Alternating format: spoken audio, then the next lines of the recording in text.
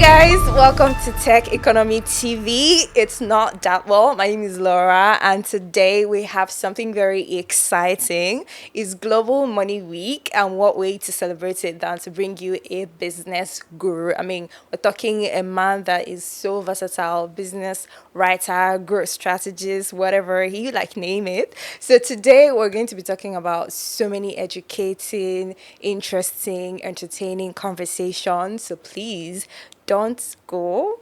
Let's just go on this break. We'll be right back.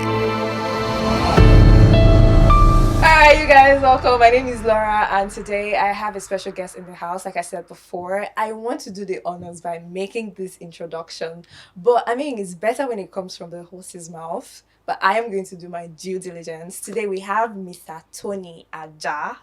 He says his name is Ajah because it's a sticky name. I like that. I'm just gonna let you do just tell me everything. I want to know everything. Don't hold anything back. Thank you, Laura. I was like, if not that you mentioned my name, I would have said, who are you talking about? Okay, good to have me here. Yeah, good And to have you. my name is Tony Ajah. Sometimes people say, hey, what do you do? I think the best way I can introduce myself is I'm an entrepreneur.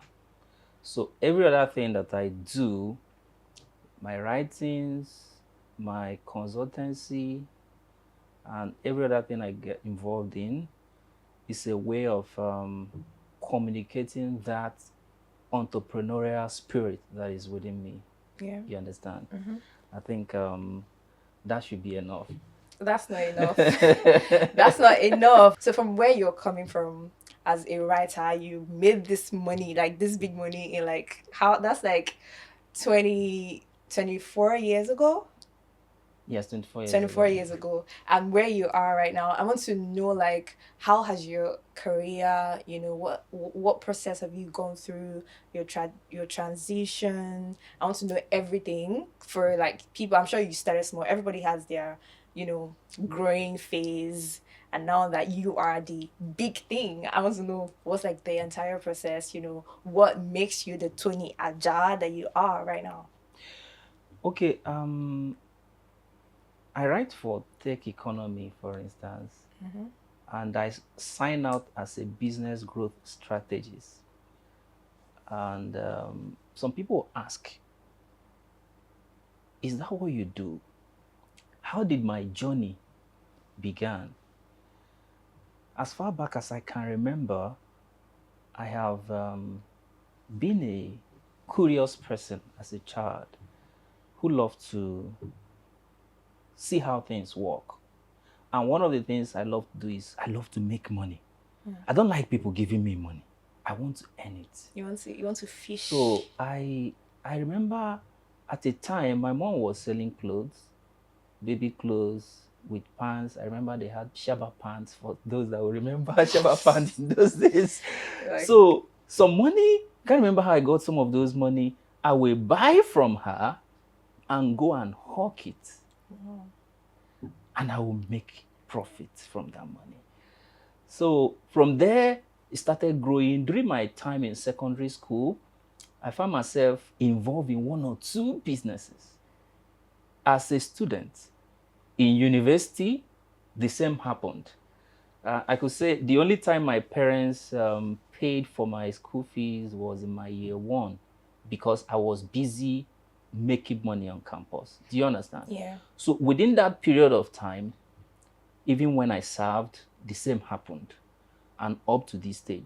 So growing up, I have conditioned myself to see things differently. If I come now and there is a need gap to be filled, I say, hey, do I have the capacity to fill that need gap? And I look for if I don't have that capacity. If I do, I'll step in and do that. So that is how my entrepreneurial journey has started. And within that period of time, I have made some mistakes. You understand? And I corrected some of those mistakes. And along that journey, I have seen people make those mistakes.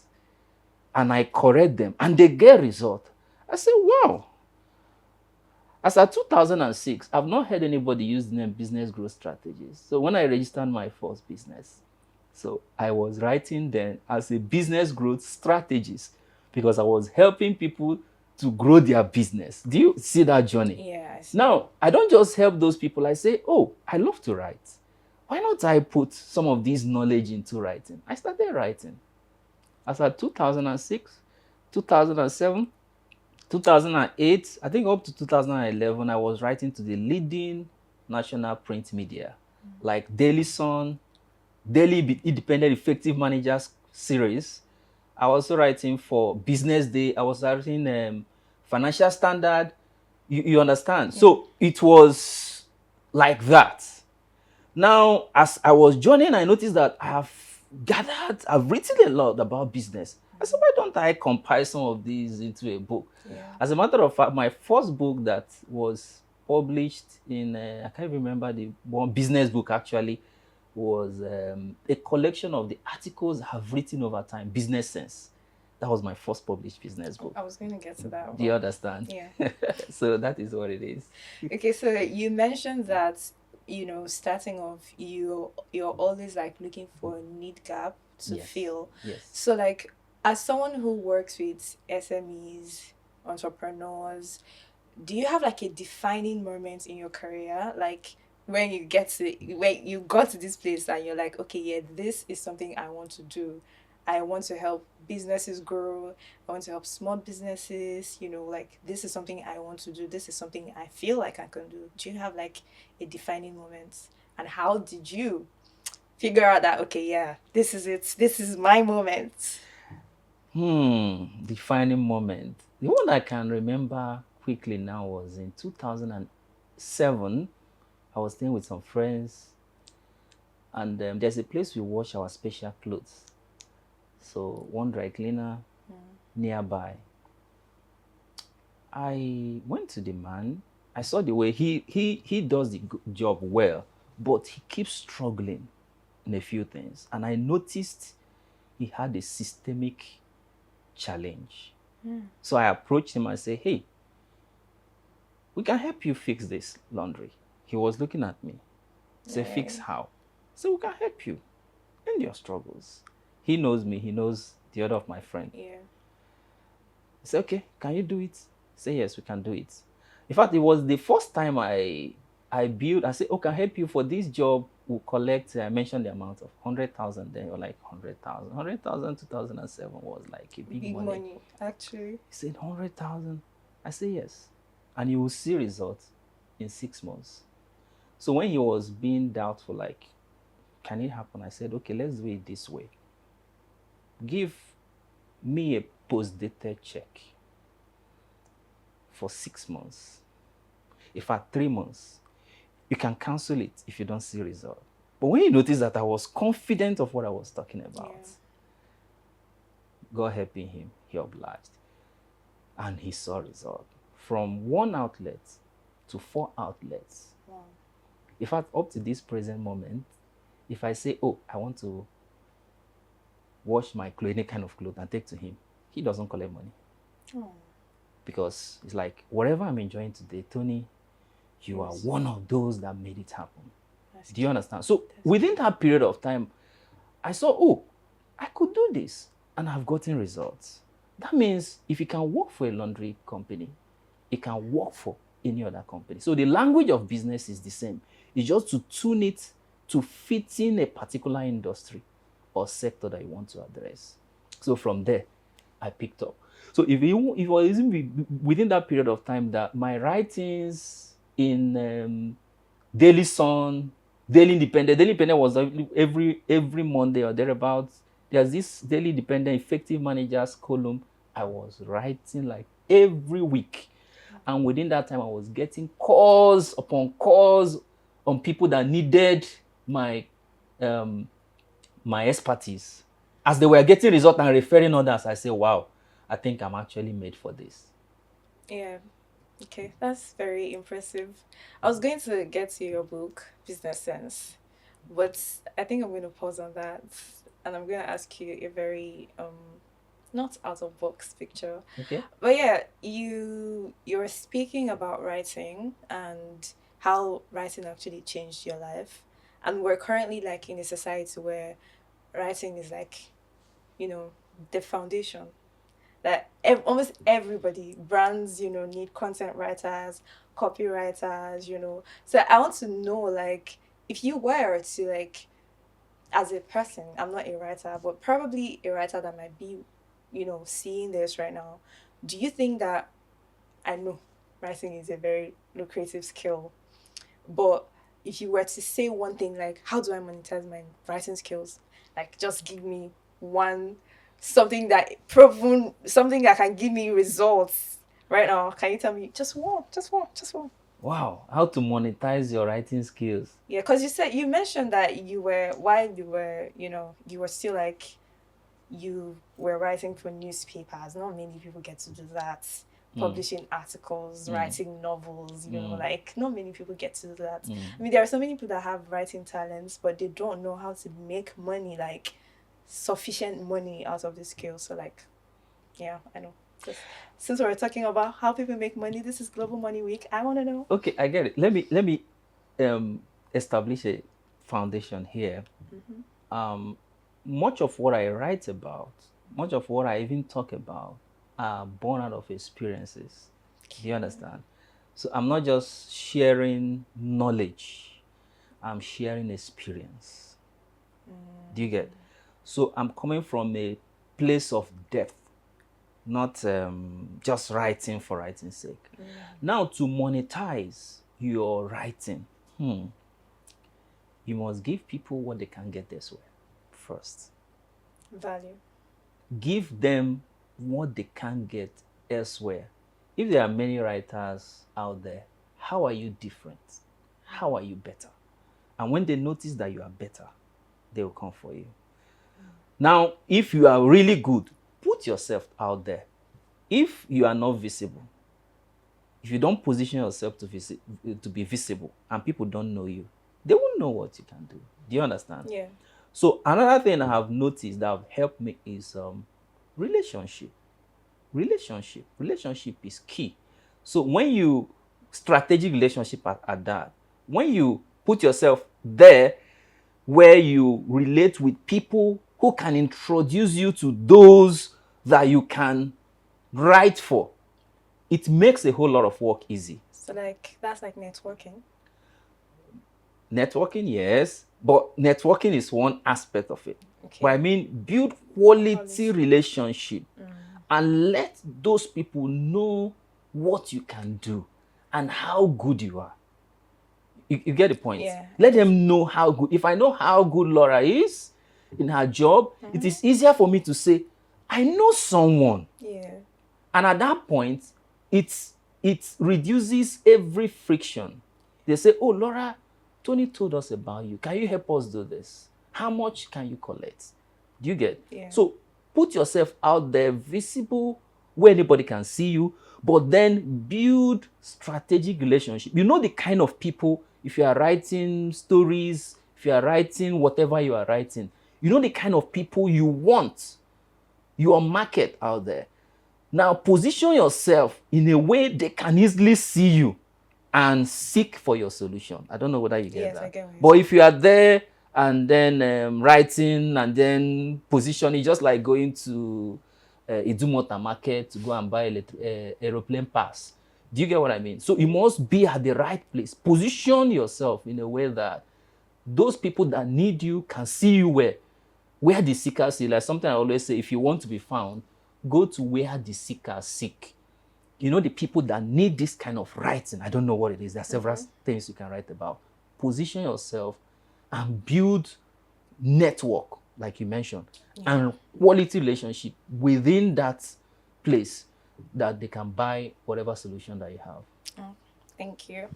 So back to business sense. Okay.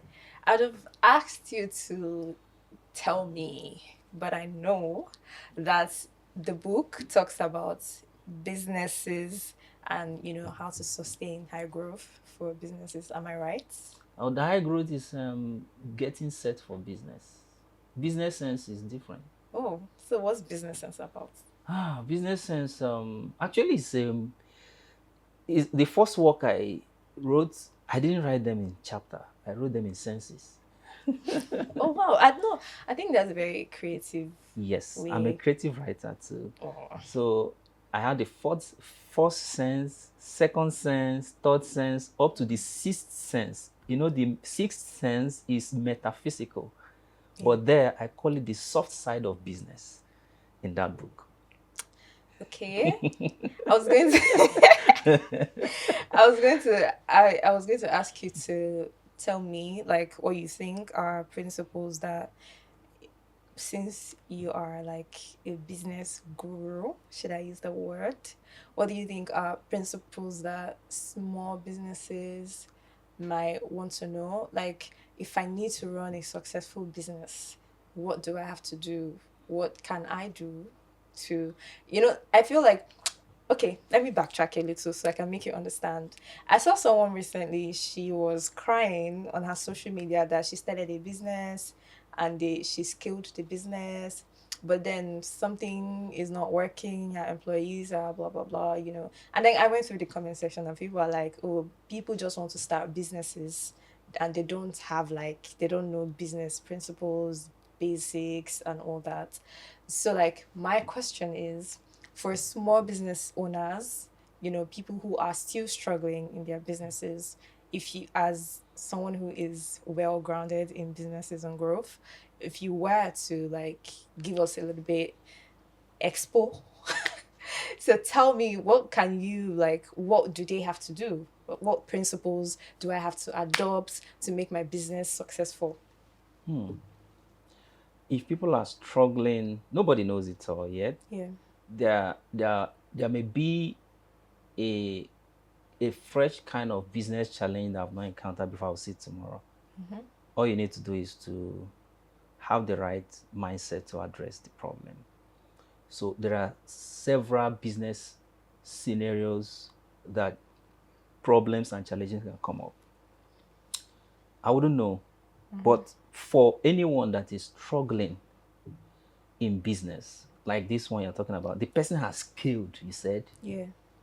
How did the person scale? Scale like building more branches or scale leveraging technology? Yeah, so like she started off small Okay, and then she went big. okay.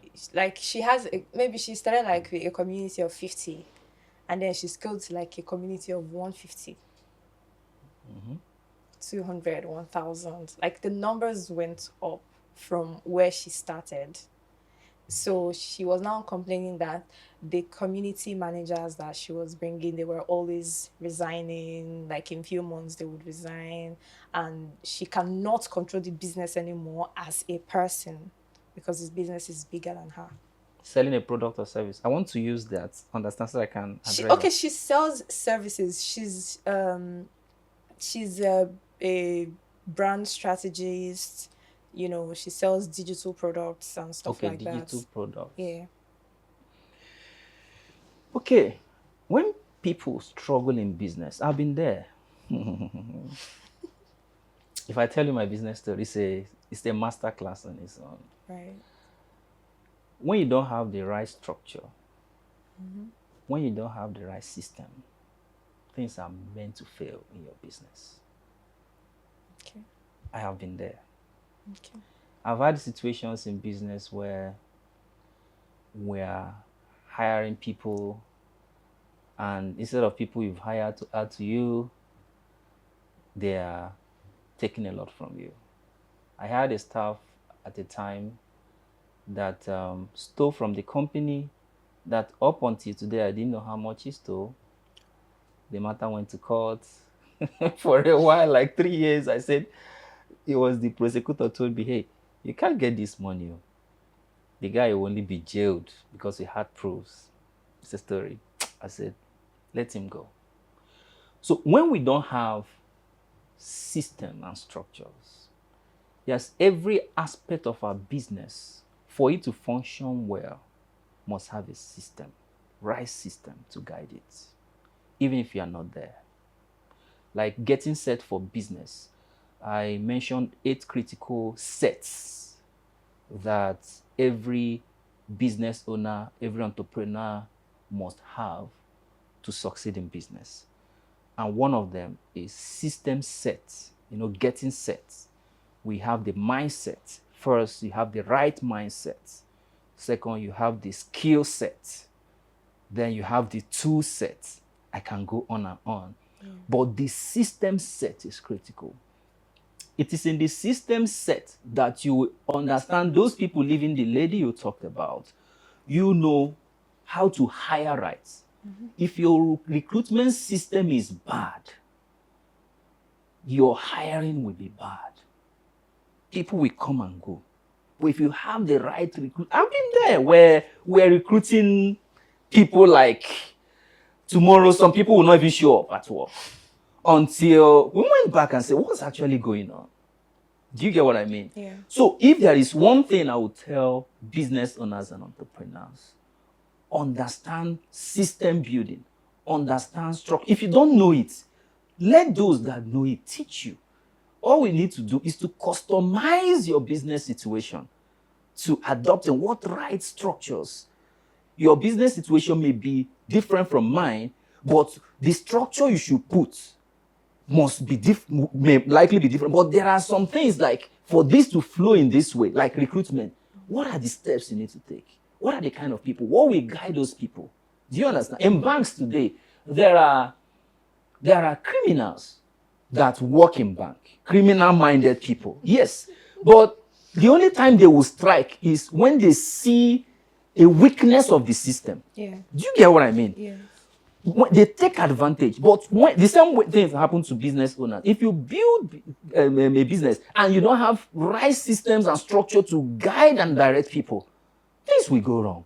Yeah. And that is what it is. Okay, thank you. That was very educative.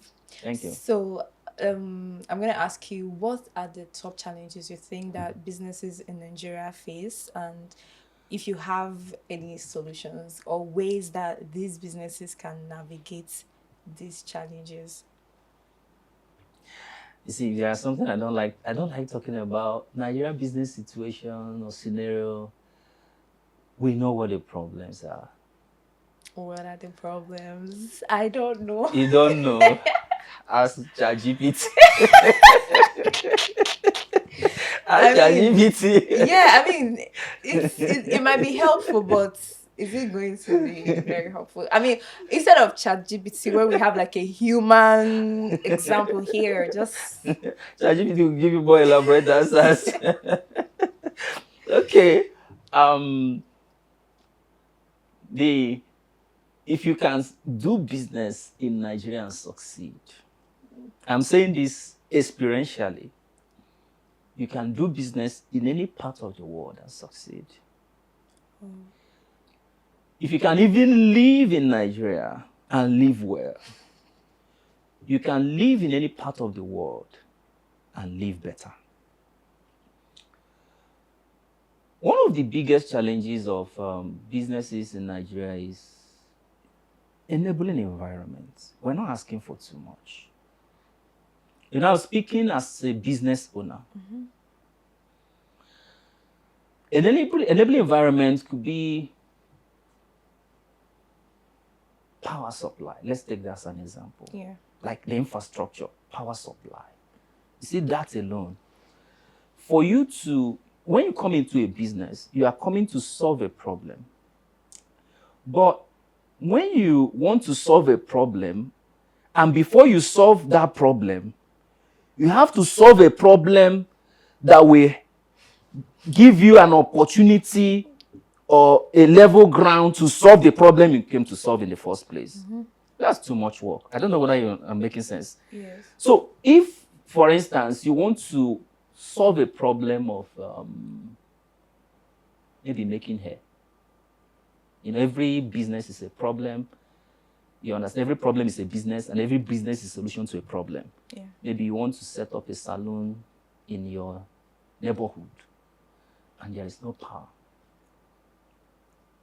That is a problem. Mm-hmm. That means before you can solve the problem of making ladies look nice, fixing their hair, you have to fix the problem of power. Too much energy. Yeah.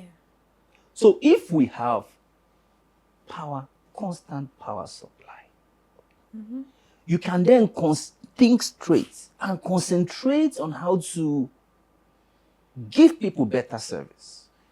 I'm not talking about those that are into production. Yeah. I'm not talking about logistics. We had an experience, where we ordered for something because of bad road. By the time the thing would get to us, it was already late. It was practically like, why will you order for this? It doesn't make sense. So if we create the right infrastructure, like good road network, to aid logistics, because the only way things will get better in a city like this, there's network, and roads should be one of that. Now, that's one. Now, let's also talk about the policies of government. Do you get? Yes, sir. The policies of government should be the type that should help SMEs. I co-founded a waste management company, and we had an operational arm that is into waste evacuation, where we happen to be one of the PSP operators with Lagos State government. When the then former governor, that's Governor Ambode, came with the policy, brought Visionscape, it hit us. Mind you, we are tax-paying company. We are paying all the available tax, payee, income tax, VAT, all of them. Do you know that we're out of business in 2019, and guys from tax office, we are still coming to us and say, hey, you guys have not done your monthly filing for some time now. We ask, where are you? Say, we came to your office. Say, we're out of business.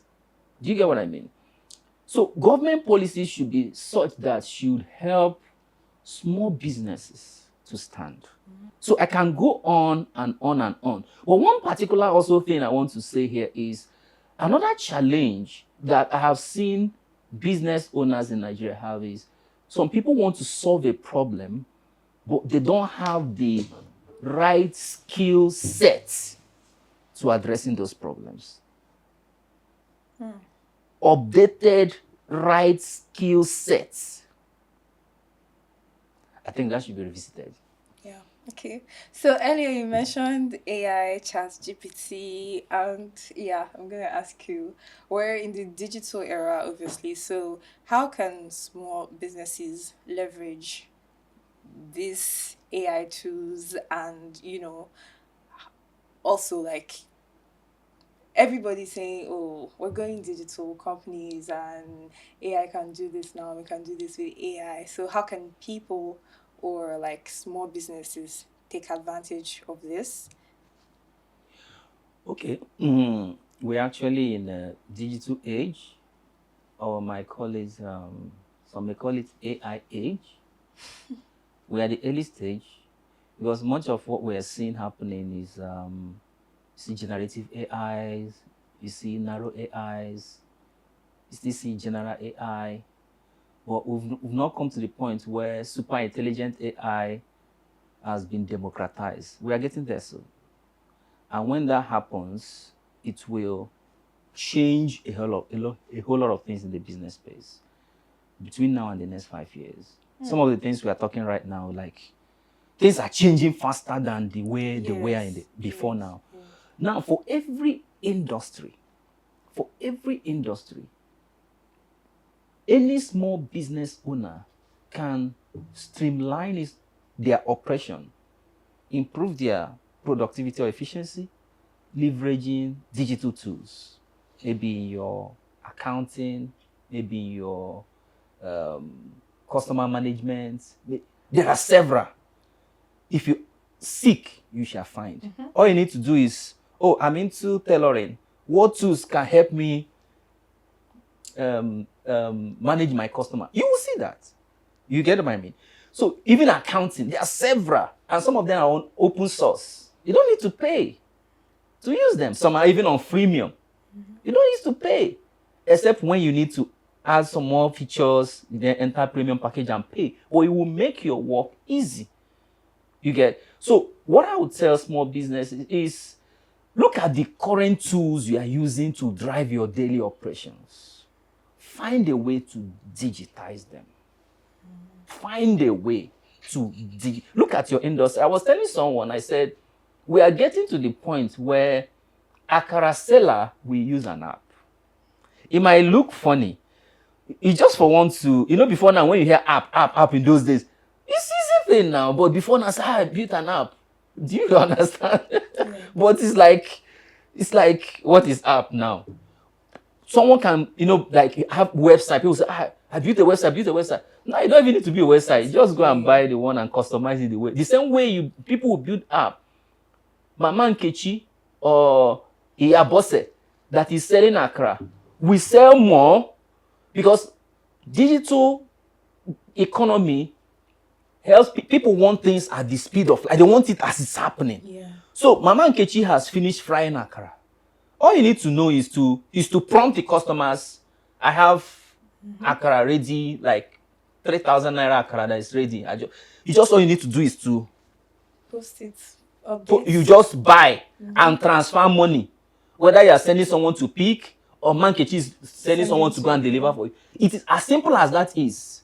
Do you got what I mean? Yeah. So for every industry, small business owners are into, seek and ask. There are one or two digital tools you can use to increase your productivity, improve your efficiency, and streamline your operations. All right, so from this now, you don't think the AI is a threat to industries and, manpower? I've listened to people talk about AI as a threat. In fact, there's one video someone sent to me, AI will become so intelligent that AI is actually using human beings, not human beings using AI, all of that. Anyway, that's interesting. It's not a threat. For every problem, there's always an opportunity. For those who see opportunity inside this AI age, it's not a threat. But for those who still want things to stay the same, it's a threat. Okay. Do you get what I mean? Yeah. Now, let me put it this way. Let's look at the 18th century during the industrial age. 19th century, 20th century. Within that period of time, a lot of people were into farming. They're into rearing of animal husbandry, into subsistence farming until industrialization came. When industrialization came, to some people say, I don't have opportunity to farm. This one, they are using machines to farm on a large scale. I'll be out of business. No. For every solution AI brings, it creates another problem. Do you understand? It's within that period of time in the 18th century, how many doctors we even have at then? How many lawyers? Do you have psychologists? Say I'm a therapist, 18th century. Now, person we don't chop now, go they look for therapists now. Do you understand what I mean? But then, because there are some basic things that have been taken care of by technology, by those industrialization. So human beings are, you must feel the vacuum now. Looking at, what can we do with our life? If you notice, entertainment from 18th century, 19th, 20th, 21st century has been on the rise. Do you understand? So what that means is, for the problems AI will solve, it will create room for people to express themselves. Because it will give room for abundance. And I hope people who hold it will allow it to circulate. Let me give you an example now. 20 years ago, if you say I'm a digital marketer, they'll say, go and get a job. True. Do you understand? You say, I'm a social media manager. Say, what's this one saying? Do you understand the point? Yeah, but there are times shall come, maybe in the next 5 years, someone will say, I am AI assistant. As a job. All you need to know is, if AI and filling these needs, solving these problems, how do you position yourself in your industry to leverage this solution? Where do you position? What point of intersection will you be like, okay, AI has solved this problem. What solution? What problem is it bringing that you can position yourself to fill in for? Do you get? And what that thing also means is that People need to upgrade their skill. You need to upgrade. You know, in those days, people that were skilled in typewriting, I learned typing using typewriter, not even keyboard. For those that don't know how to use keyboard, they'll say, why are you bringing computer? If you did not adjust, you'll be phased out. But something more radical, more disruptive than what happened in the past are coming. So it's not a threat. All we need to do is to have the right mindset. It has come. And more interesting times are coming. In Britain, there's the one article I was reading. They said the British government want to phase out jobs that AI can solve. And it will be saving the government billions of pounds. What that thing means is, as it is happening in that part of the world, it's trickling down this place. So it's nothing you can say, it can't take my job, it will take my job. No, as it is coming to fill the need that you are doing now, all those repetitive problems that you can easily automate, find a way. How do you position again in your industry? There are still things that AI cannot do. Yeah. I don't know whether you are getting the point. I get. Either you know, you skill up to know how to use some of these AI to solve one or two problems, or you look at that area in your industry that AI cannot fill, and then fill it. Yeah. Thank you very much. I don't know whether yes, it hits definitely. So before we round up, you've published about 4 business books or more. Yes, 4 business books. Okay, 4 business books. And one more will be dropping on the soon. way. Very interesting. Before August. All right. So if you have people who are listening to us right now, and as a business person that you are, what is the one thing, just one thing that you want them to take away from this conversation? Like if I'm listening to this thing now and I need like a life-changing lesson, what's the one thing that they should take away from this? I will tell them, first, step back. Step back from your business. Just step back. Observe. Are you working in your business? Or are you working on your business? Explain. When we start, you see day-to-day operation. When you start as a business owner, sometimes it's just you. Yeah. You do this. You are the player. You are the keeper at the same time, using football term. You will not see how to grow your business. I'm particular about growth, not running. Running, you can run your business without nothing to show. The score will not be giving you something not impressive. So working in your business is much of what people do, day-to-day running around. But when you step out to work on your business, that is where I mentioned one of that. The system comes in, the structure comes in. You look at this thing I'm even doing. I need more hands. Collaboration comes in. You employ. I notice some people are scared, like, if I employ this person, how am I going to pay this person? When you are working in your business, you will not see it. But when you work on your business, you see, with this input from Lara and my input, we'll get this result that will give us this value in money. Remember, for you to address, say you are in business, you are addressing a need. You are feeling a need. You are feeling a need like no other. That one is a give no. Not the one you just wake up one day and say, I want to be doing this. And the market there is just not sufficient enough to sustain you. I'm talking about business that there is a need, there's a demand, and you are supplying that demand. Do you get? Yes, so when you work on your business, now you understand and say, hey, with more hands, with more structure, with more systems, I will get better results. So let them step back wherever you are, because you will not know whether you're working the business or on it. If you're not getting the kind of result, if you are getting the kind of result, you can multiply that result exponentially. Step back and say, am I working in this business? Or am I working on this business? With that, you can fill in the right things that will help you get better results. And at every point in time, maybe after 3 months, 6 months, say, how much have I worked on this business? You see another angle to it. Okay, so finally, you're going to do like one word answer question for One me. word answer question. Not maybe one word, but just one word answer. If what's one book that every entrepreneur should read? Just one. Should I mention my own book? Is that allowed now?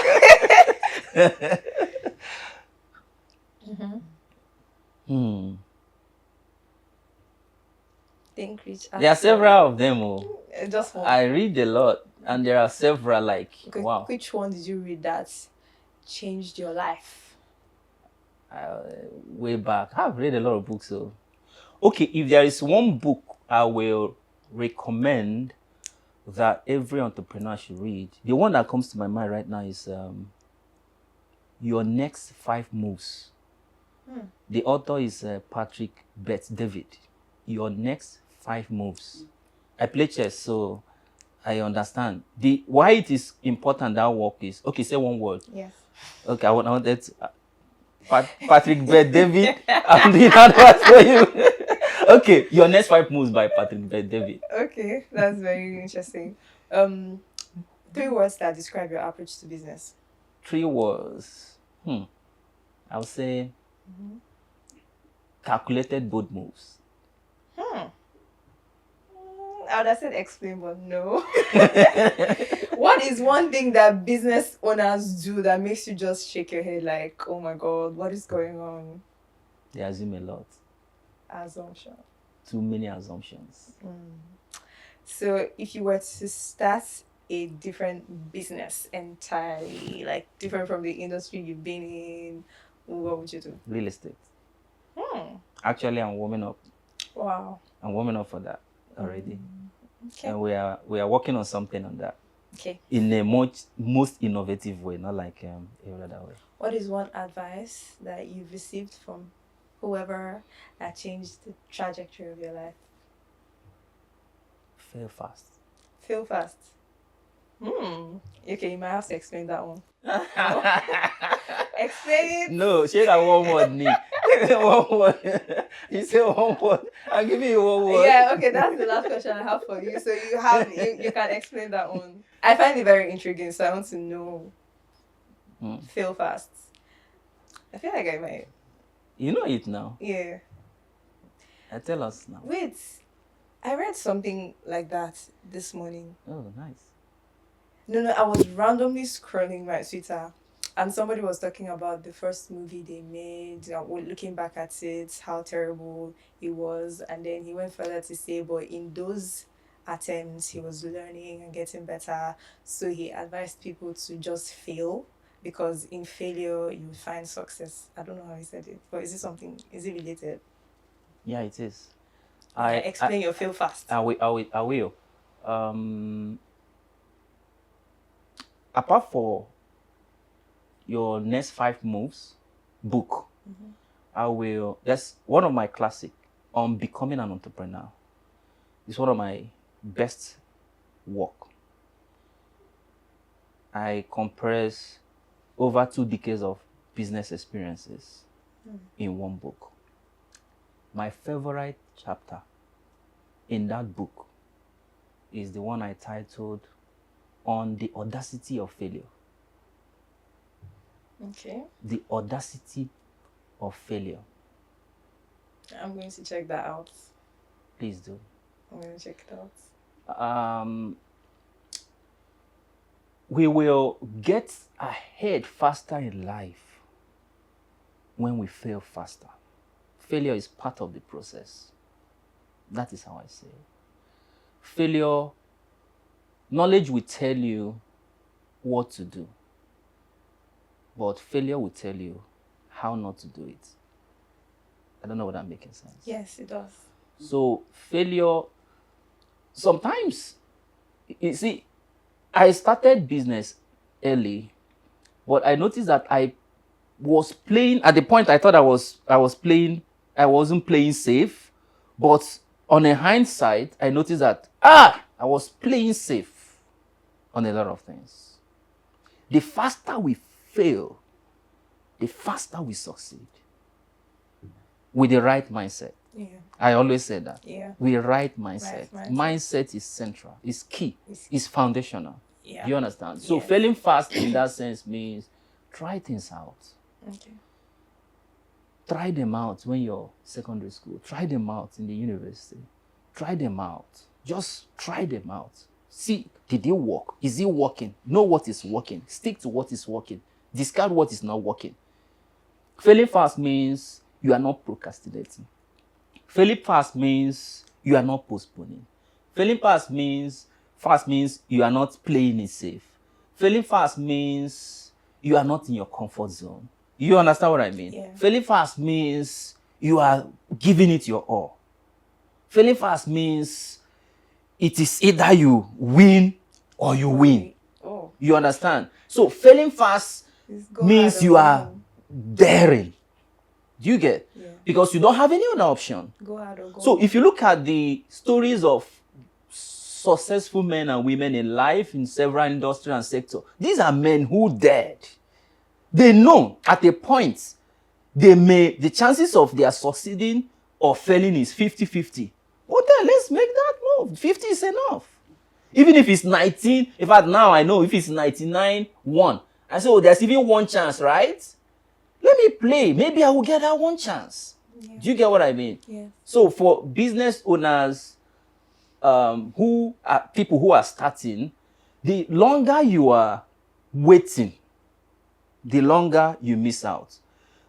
Let me summarize with this. There is this hunter's approach to killing a prey or hunting. A strategic approach of ready, aim, fire. Right? Ready, aim, fire. There are some people, based on their personality, we bring our individual personalities in the business place. Mm-hmm. There are those that are conscious thinkers. The temperament, they call them melancholy. There are those that are interactive socializers. They call them sanguine. There are those that are steady relators. They call them phlegmatic. There are those that are dominant directors. They call them what? Cholerics. Now, different approach. Some will they were ready 1 year, ready 2 years, ready 3 years. Now, they are ready. M is 10 years already. Uh-huh. There are those, by the time they want to say fire, oh, you think it is the same word you left. In fact, today, the word we left this morning is not the one we are meeting in the afternoon. That's the pace where things change. Do you understand? So when you are learning the process of your failure, mm-hmm. you are upgrading in the process of your failure, you are becoming a better person in the process of your failure, and you'll be master in handling tougher challenge in the future. Challenges will keep coming. But when we master when you are ready, you are aiming, you are shooting. You might not get it right, but you have learned something. Thank you very much. That was so educative. I had such a good time. Thank you. So did you have a good time with me? Yeah, I did. Thank you so much for being on the podcast with us today. I mean, it's very phenomenal that we have you here, and it's Money Week, and you're sharing your wealth of knowledge that you've gotten over the years, so it's very, very, very good that we have you here this week. It's such a perfect timing, actually. Thank you.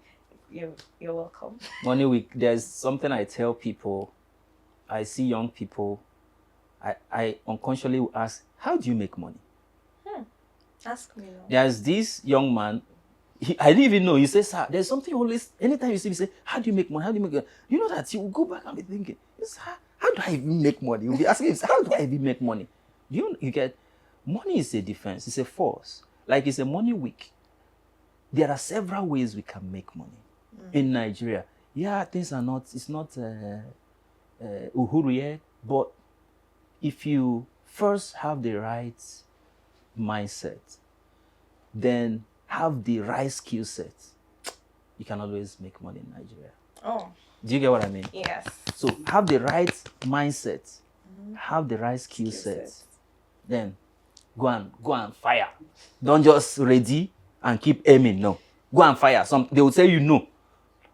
You know, sometimes when people hear no, rejection, I say rejection. It's all about how you look at it. I see rejection more like a redirection. Do you understand? You can't be asking the wrong person. You can't be asking the right person and get the wrong answer. If you're getting the wrong answer, you're asking the wrong person. Most times, it's not that the question is wrong. It's just that we are asking the wrong person. Yeah. So you go out there, you have your skill set, or you have your whatever product you want to deploy. Go there. Try it. If you go to Mr. A or Market A or Point A, you are not getting the answer you want. What do? You go to B now. That means A is not it. Yes, sir. You try B, it didn't work. By the time you get to Z, it must be it now. Do you get what I mean? Yes, sir. So you heard him. Get the right skill sets. Don't aim. Just fire. And when ready, aim, then fire. Thank you so much. Just have enough bullets. Enough bullets. If you didn't shoot, reload and fire again. Thank you, sir. That was such a perfect way to end the podcast. All right, thank you. you For coming. Thank you for having me. I appreciate it so much. All right, now.